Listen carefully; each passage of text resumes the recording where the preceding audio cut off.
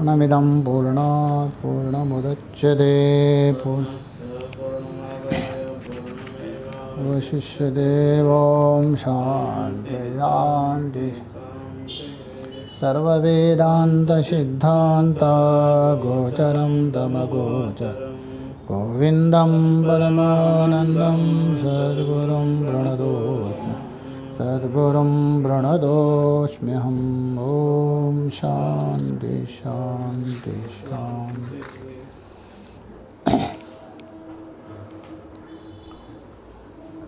तो अनात्मा का निरूपण करने के बाद आत्मा का निरूपण चल रहा था। वो आत्मा कैसा है, बस पहले कह दिया, एक ऐसा एक वस्तु है सबका जो साक्षी है, सबको जानने वाला, सबको अनुभव करने वाला एक है, जो जागृत है, स्वप्न है, सुषुप्ति तीनों अवस्थाओं को जानता है। बुद्धि हो, बुद्धिवृत्ति हो ना हो, दोनों को जानता है। और बृहदारण्यक उपनिषद का प्रमाण देते हुए कहा, जो स्वयं सबको देखता है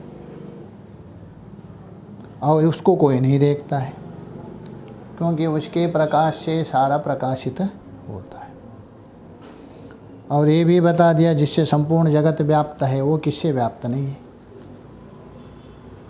और उसके समीप रहने मात्र से चुंबक के समान सारे इंद्रिय आदि अपने अपने कार्य में प्रवृत्त हो जाते हैं। और वही अखंड अनुभव अंतरात्मा है, सनातन पुरुष है, सदा एक रस है, बोध मात्रा है। उसके प्रेरणा से, उसके सत्य से सारे वागादि इंद्रिया प्राणादि व्यापार करते। यहाँ तक हुआ था। आगे बता रहे, आगे ये बताने जा रहे, तो वो आत्मा है, कहाँ है,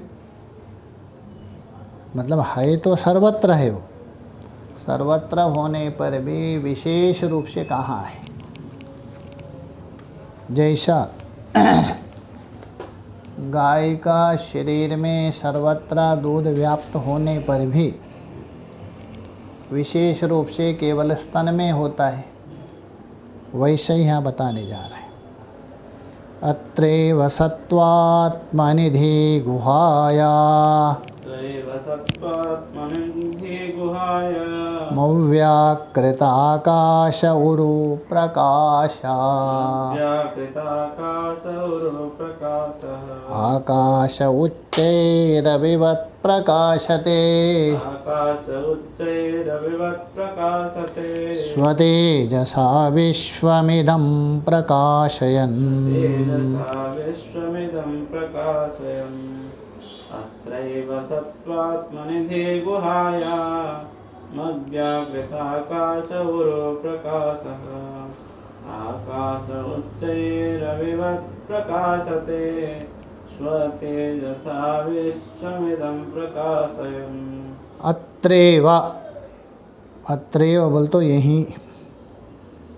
अतः ये जो शरीर है, इस शरीर के अंदर यहाँ सत्वात्मनि, सत्वात्मनि का मतलब है, वहाँ कहा दिया है कठोपनिषद में, वांग मनसी नियच्चेर करके। तो यहाँ सत्वात्मा मतलब आत्मा नहीं लेना, मिथ्यात्मा लेना, क्योंकि मुख्यात्मा गौणात्मा मिथ्यात्मा। गौणात्मा हो गया पुत्र है, मित्र है, सेवक आदि में आत्मत्व बुद्धि होती है ना, ये हुआ गौणात्मा। जहाँ भेद हो स्पष्ट तो भी आत्मा बोलते हैं ना, ये गौणात्मा है। जहाँ भेद नहीं है, दो वस्तु है, भेद नहीं है, वहाँ मिथ्यात्मा होता है। और स्पष्ट रूप से शोधित करने के बाद अलग जो करते हैं वो मुख्य आत्मा है। यहाँ जो बता रहे हैं ना सत्वात्मा बोल तो मिथ्यात्मा है, मतलब सत्व रूप अंतःकरण लेना। जो सत्वगुण से बना हुआ अंतःकरण, उसको बोल रहे सत्वात्मा। उस सत्वात्मा ने, अर्थात उसका अर्थ कर रहे धी गुहायाम, गुहाम प्रविष्टा परमे परार्धे, उपनिषद में मुंडक में, अर्थात ये गुहा में प्रविष्ट किया है। वो जैसा गुफा में कोई प्रवेश करता है चुपता है, वैसा ही यहाँ बुद्धि रूप गुफा है। बुद्धि को गुफा कहा दिया। तो दी गुहायाम, बुद्धि रूप गुफा में, यही सत्वात्मा का अर्थ है। सत्वा बोलते अंतःकरण, उसी का अर्थ करे बुद्धि रूप गुफा में। उसमें क्या है? स्थित है। अव्याकृत आकाश, उस बुद्धि रूप गुफा में स्थित है। कैसा? अव्याकृतम, अव्याकृत आकाश। अव्याकृत का मतलब है दो होता है, एक व्याकृत होता है, एक होता है अव्याकृत।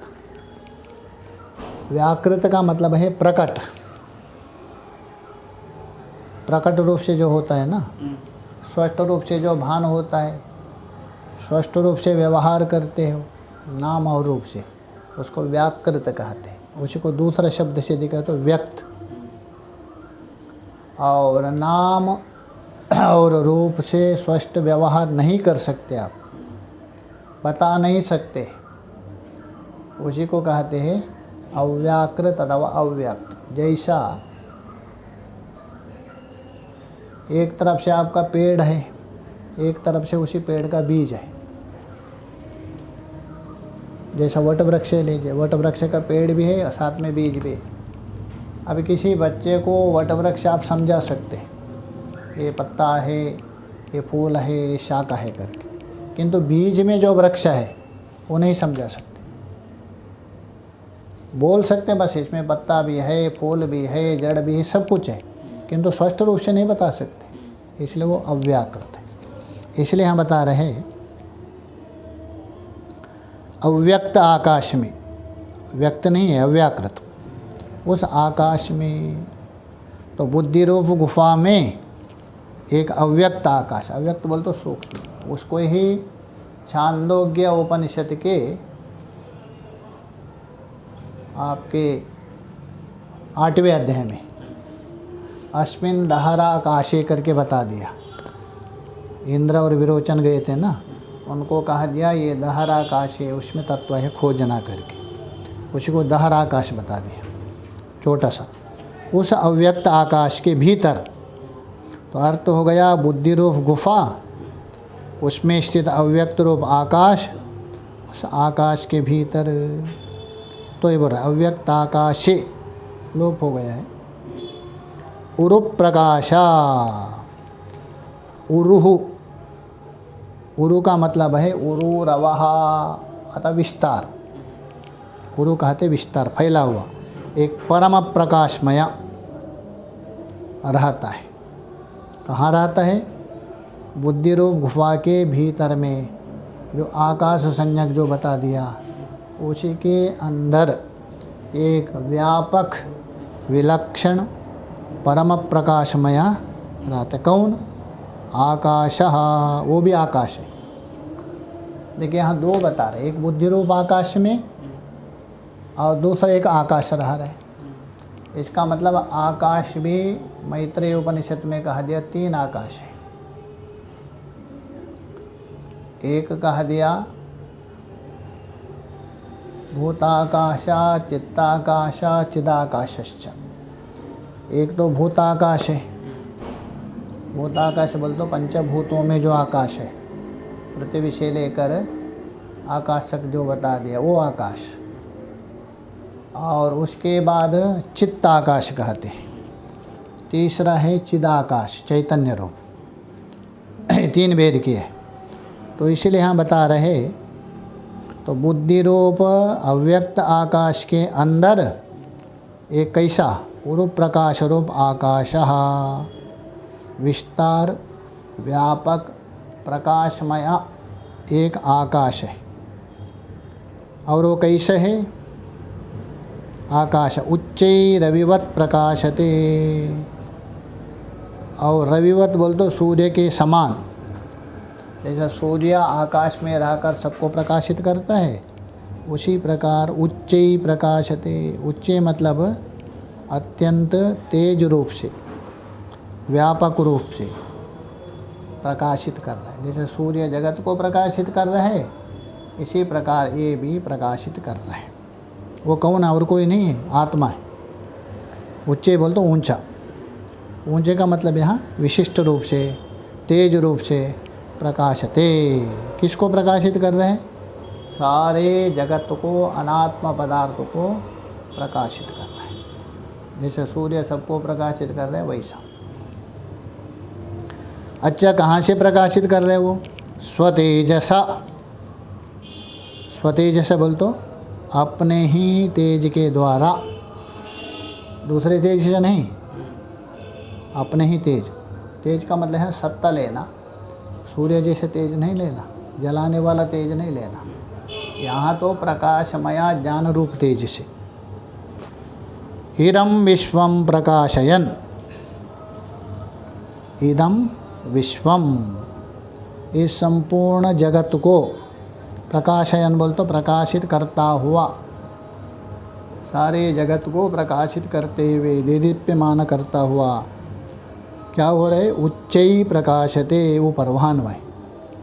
तीव्र प्रकाश से वो प्रकाशमान हो रहा है। कहने का मतलब बुद्धिरूप गुफा में एक आकाश है, उस आकाश में एक चिदाकाश है।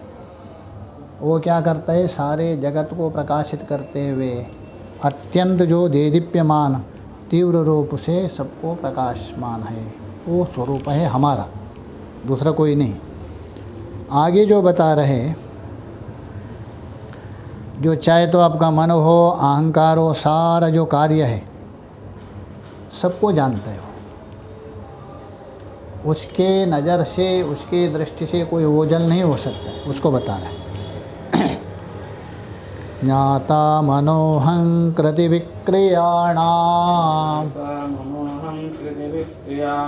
देहेन्द्रिया प्राणकृता क्रियाणां अयोग्निवत्ताननुवर्तमानो न चेष्टते नो विकरोति किंचन। ज्ञात्वा मनोहं कृति विक्रियाणां देहेन्द्रिय प्राणकृत क्रियाणाम् अयोग्निवत्ताननुवर्तमानो न चेष्टते नो विकरोति किंचन। ज्ञाता, ज्ञाता मतलब है जानने वाला। जानने वाला है वो, सबको जानता है।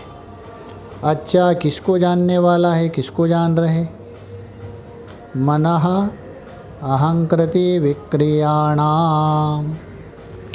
मन है और अहंकार, केवल मन और अहंकार मात्र नहीं लेना, बुद्धि आदि सब लेना, जो जो है वो सब लेना। मन है, अहंकार है, बुद्धि है, चित्त है, चारों लेना। उनका विक्रियाणाम, विक्रिया मतलब कार्य, मन में जो कार्य हो रहे, अहंकार का जो कार्य है, बुद्धि में जो क्रिया हो रही है, चित्त में जो जो हो रहे, इन सब को विक्रिया मतलब उनका विकार कार्यों का आगे अन्वय उसका ज्ञाता है।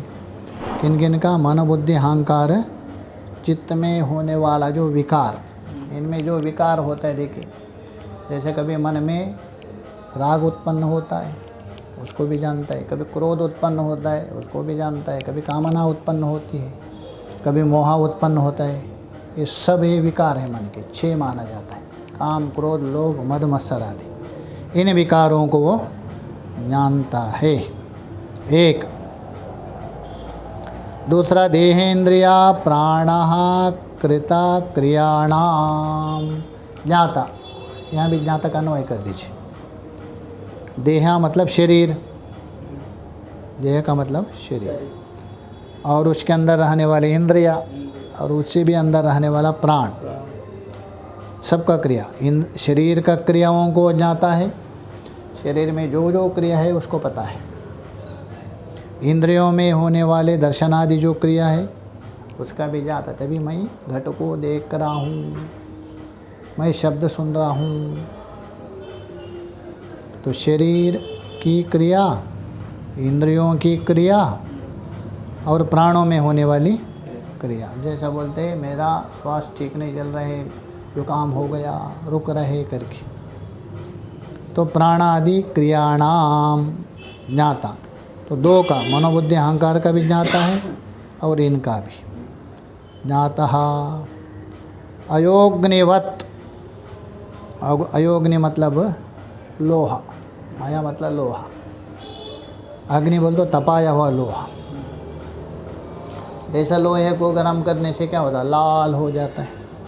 तो तपाए हुए लोहा पिंड के समान अयोग्निवत। तान अनुवर्तमानो, उनका अनुवर्तन करता हुआ। जैसा लोहा है वैसा ही अग्नि। लोहा को गर्म किया, लंबा सलिया जैसा, और उसको घुमा दिया तो क्या होता है, गोल गोल दिखेगा। तो अग्नि भी क्या दिखेगा आपको, गोल गोल दिखेगी। तो वैसा ही जिस प्रकार लोहे में समाविष्ट अग्नि लोहे के आकृति के जैसे दिखती है, वैसे ही आत्मा भी जिन जिन उपाधियों के साथ रहे तो वैसा ही दिखता है। मन के साथ हो तो मनोमय बनेगा, प्राण के साथ हो तो प्राणोमय होगा, बुद्धि के साथ विज्ञानमय होगा, पृथ्वी के साथ तो पृथ्वीमय होता है। बृहदारण्यक में बता दिया। तो बोलते अयो अग्निवत, ये दृष्टांत है, लोहा पिंड के समान। तान, तान है कि अनुवर्तमान है। उन तान बोलते उपाधि लेना, इंद्रिय आदि शरीर आदि उपाधि है ना, उनको तान शब्द से लेना। उनके समान अनुवर्तन, अनुवर्तन बोल तो उनके पीछे पीछे होता है। जैसा लोहा जैसा है वैसे अग्नि दिखेंगी। यह एक दृष्टांत है, उसी प्रकार दूसरा भी ले सकते हैं। जैसा बर्तन जैसा है वैसा जल दिखेगा, लंबा हो तो जल लंबा दिखेगा, गोल हो तो गोल दिखेगा। वैसा ही उपाधि के अनुसार ही चैतन्य दिखता है आपको। यही अनुवर्तमान।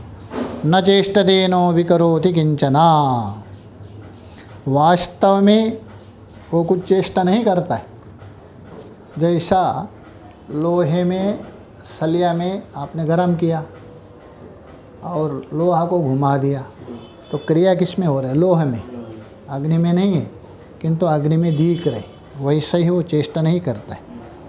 न विकरोति, न उसमें कोई विकार भी हो रहा है, परिवर्तन भी नहीं है। विकार बोलते परिवर्तन। किंचना, जरा सा भी, कुछ भी उसमें चेष्टा भी नहीं है, ना कोई उसमें विकृति भी नहीं होता है, किंतु उपाधि के कारण वैसा ही दिखता है।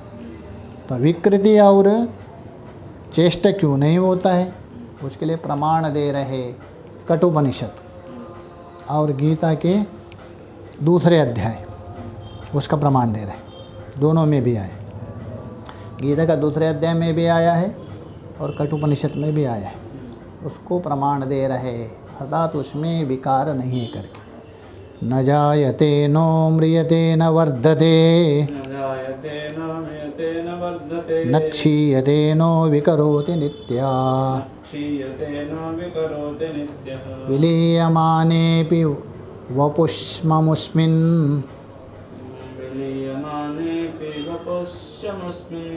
न लीयते कुम्भैवाम्बरं स्वयं।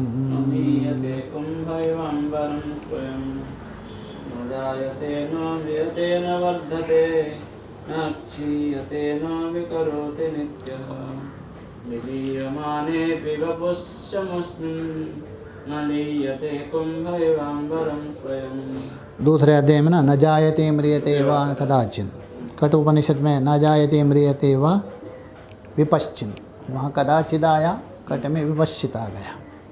दोनों में बस इतना ही अंतर है, तो वही है। गीता में भी कठोपनिषद का ही उठा दिया है। यहाँ बता रहे न जायते, ऊपर जो बताया था ना, उसमें कोई चेष्टा भी नहीं होता है, विकार भी नहीं होता है। क्यों? न जायते, ये चेष्टा और विकार जो होता है ना, किस में, जिसका जन्म होता है, इसको कहते हैं षड भाव विकार।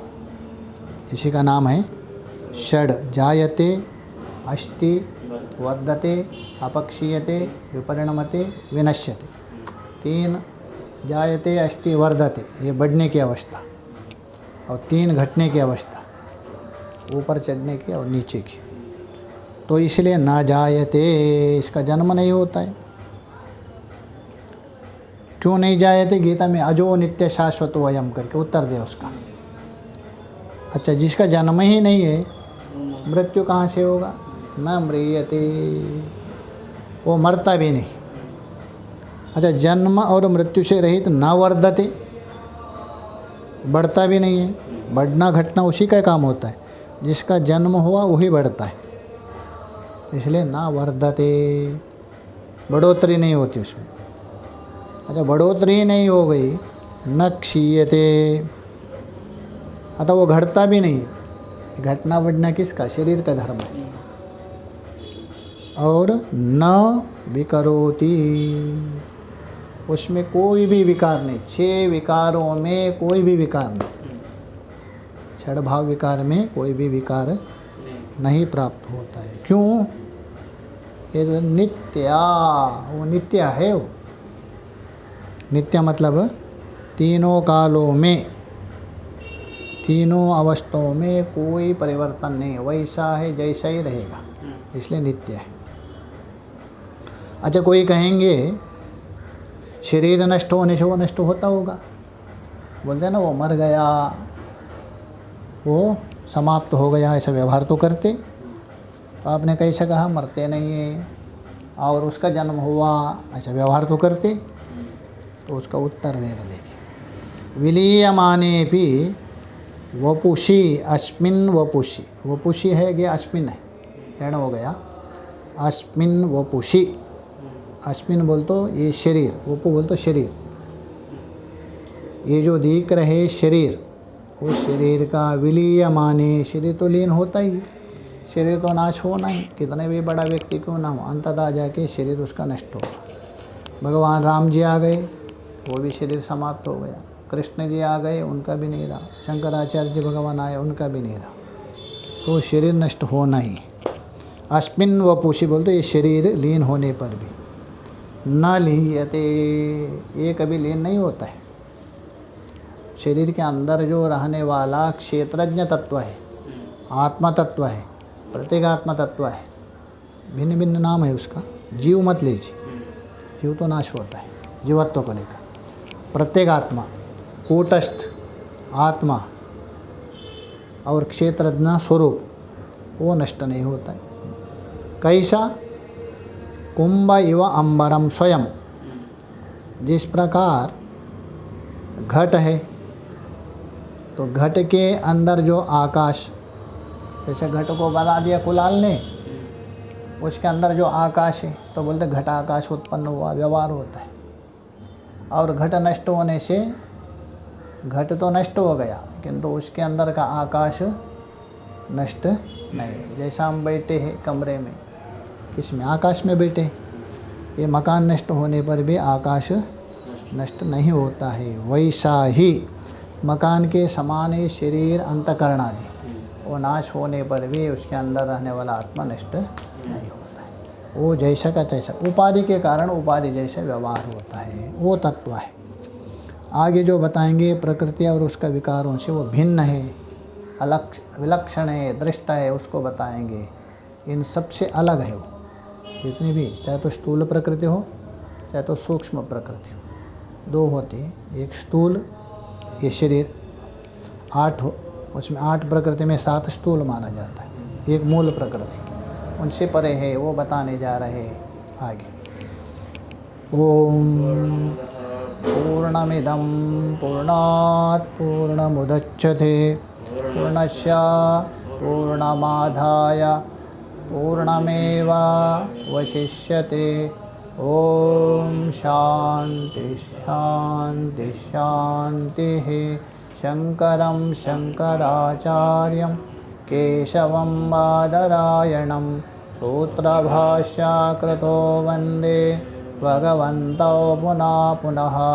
ईश्वरो गुरुरात्मेति मूर्तिभेदाविभागिने व्योमवद्व्याप्तदेहाय दक्षिणामूर्तये नमः। ओम शांति शांति शांति।